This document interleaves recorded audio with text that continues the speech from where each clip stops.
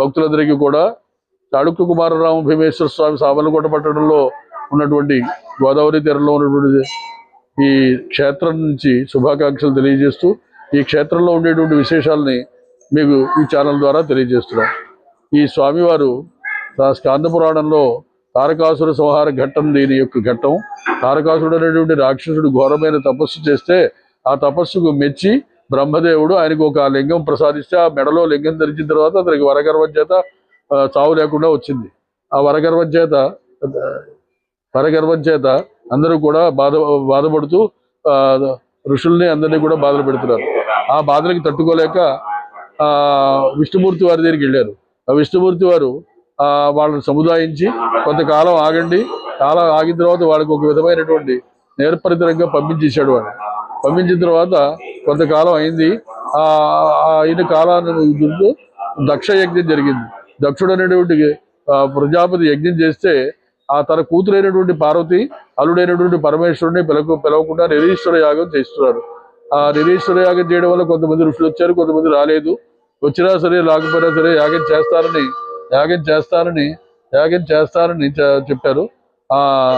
యాగం జరిపిస్తే సతీదేవి నా తండ్రి గారు చేసేటువంటి యాగానికి నేను వెళ్ళాలని పరమేశ్వరుడు కోరితే పరమేశ్వరుడు అనుమతి ఇచ్చినట్టు ఇవ్వనట్టు చేశాడు.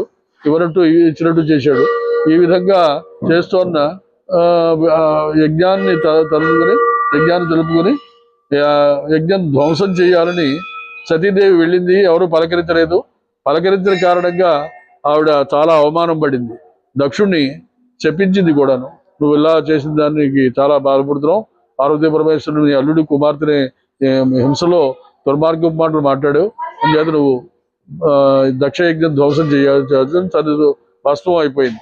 ఈ భస్మం అయిపోయిన తర్వాత ఆవిడ 18 పీఠాలుగా తర్వాత వెలిసింది.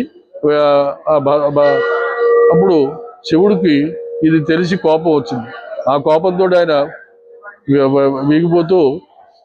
ఊగిపోతూ ఆ వీరభద్రుడిని సృష్టించాడు. వీరభద్రుడు వచ్చి ఈ దక్ష యజ్ఞాన్ని ధ్వంసం చేశాడు. ఆ మేకతల అతని దక్షుడు కూడా సంహరించాడు. ఒక మేకతలను అతికాడు. తర్వాత బాధపడుతున్న భార్యని సముదాయించి ఒక మేకతలను అలిగి దక్ష యజ్ఞం అక్కడితో అది సమాప్తం అయింది.